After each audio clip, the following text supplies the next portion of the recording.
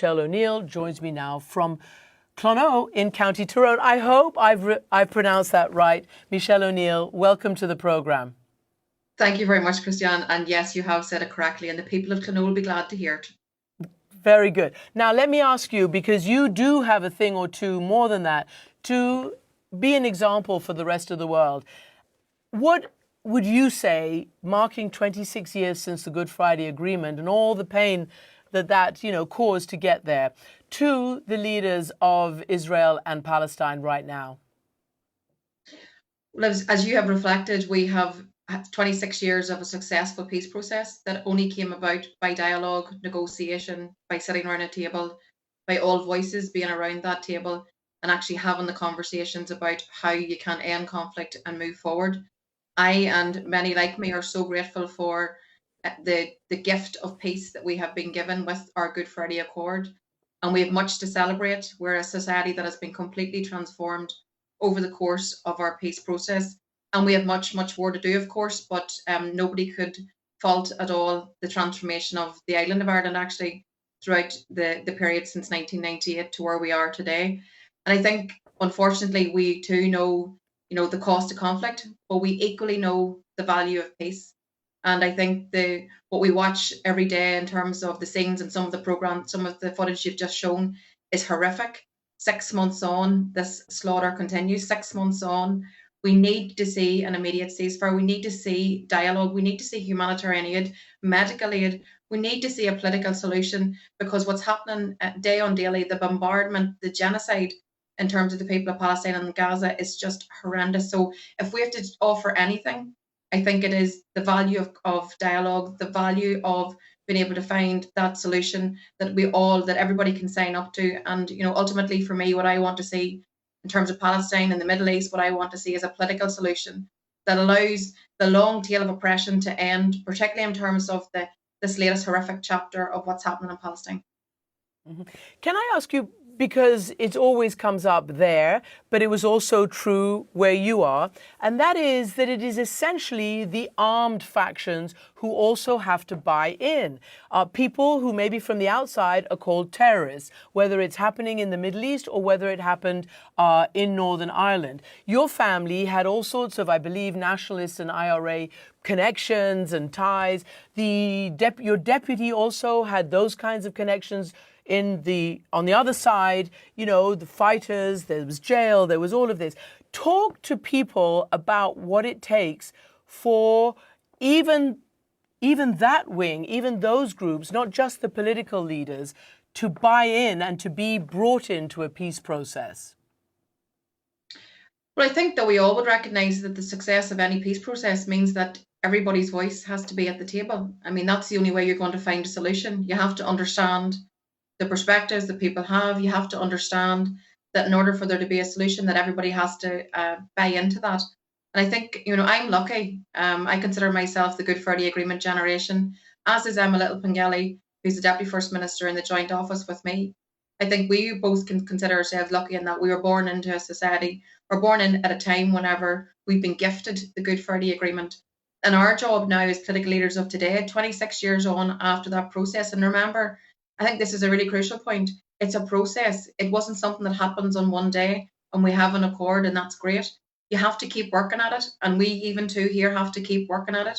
I'm very, very glad that we are where we are today. I'm very glad that we are that Good Friday Agreement generation, now tasked with political leadership in today's world, which is a very changing place. The place that we call home in 1998 when that agreement was struck and where we are today is a very, very different picture. And I'm glad for that. But we have to keep working at it, and dialogue is crucial, I think. And I do remember having covered it, even right after it was signed, that very summer, there was another terrible terrorist attack which threatened to derail it, but everybody got together in Northern Ireland, all the parties, to make sure that didn't happen.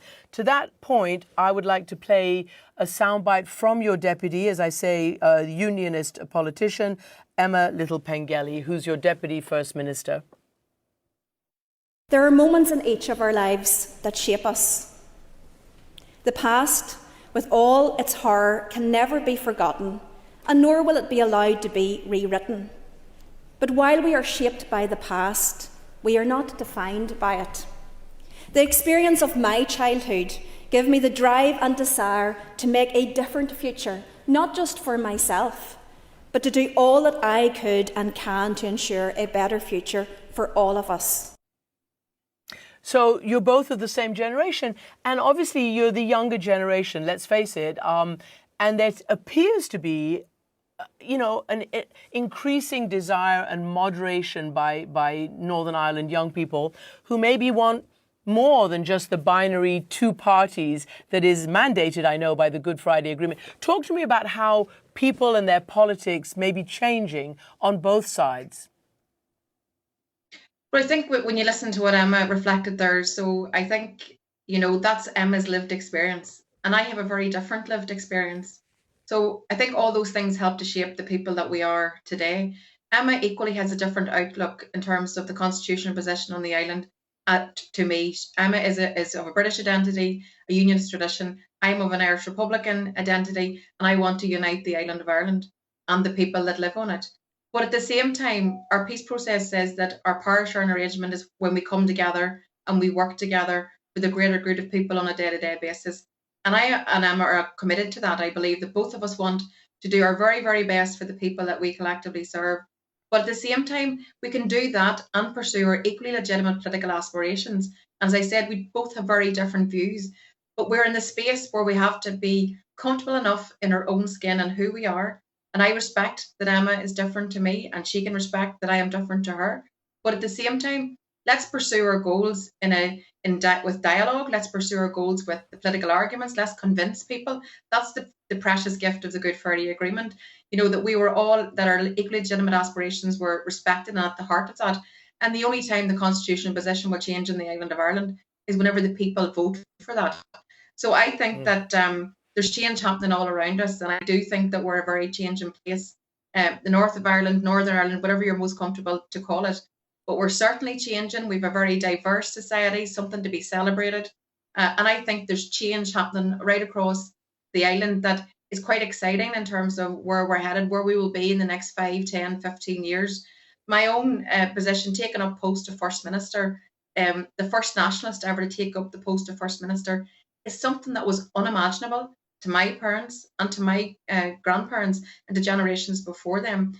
And that speaks volumes in terms of the change. But for me personally, in my role as First Minister, it's what I intend to do with that that's important to me.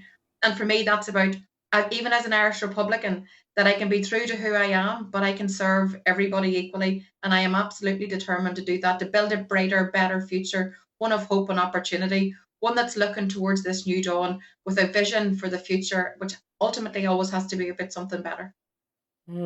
It's so interesting hearing you speak. And of course, we all know that Stormont, the seat of government, was suspended for 2 years. And now, as we referenced, the longtime leader of the DUP, Jeffrey Donaldson, has resigned because of accusations of historic sexual offences. I just want to know whether you think that will cause internal ruptions, that you think it might threaten the stability of your government right now?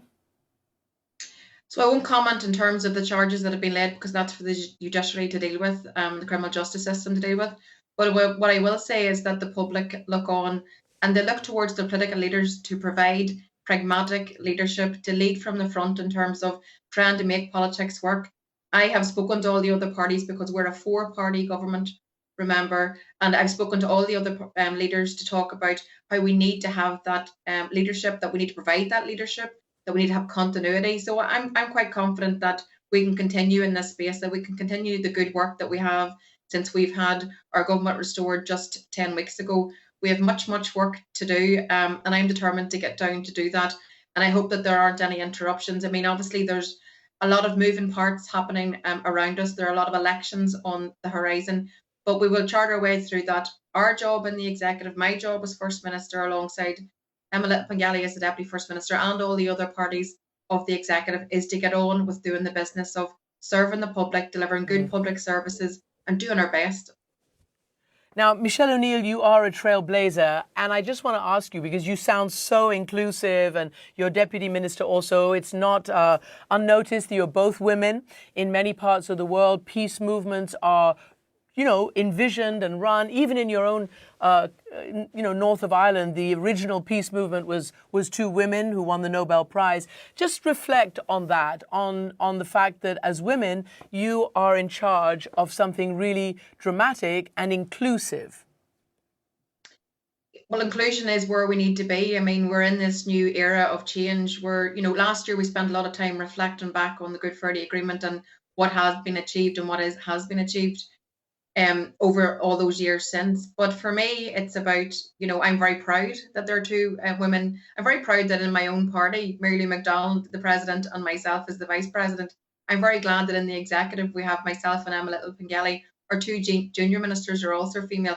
In the north of Ireland, actually, women are leading the way because our Attorney General is a female, our Lord Chief Justice is a female, the head of our civil service is a female.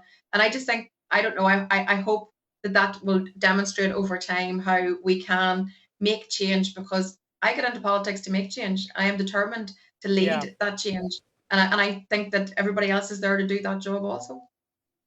It's really a great pleasure to talk to you. Congratulations. And Michelle O'Neill, thanks for being on our program.